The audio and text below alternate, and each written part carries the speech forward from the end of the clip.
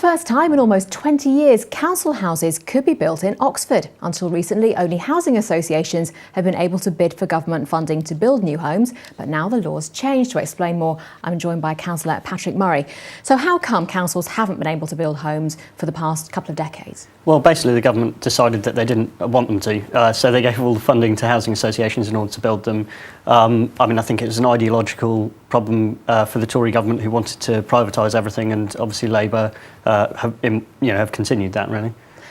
Because the houses were sold off under the Conservative government, weren't they? Absolutely. That's what the whole process started back in, was it the 80s? Yeah, 79 the government came in, and in 1979 Oxford had about 16,000 council houses. From Right to Buy they've now got 8,000.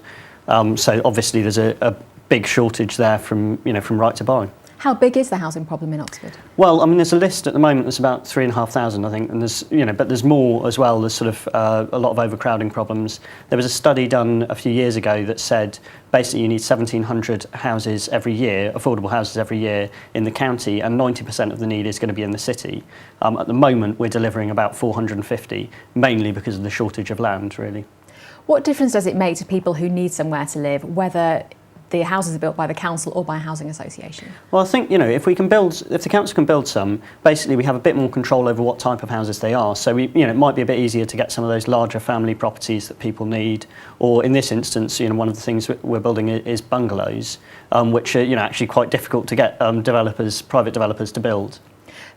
38 houses, is it, in Rose Hill? In Rose Hill, yeah. Are they all going to be bungalows? No, there'll be some flats as well, because of the planning rules. There's a problem with sort of density, so we've got to have some flats as well as some bungalows.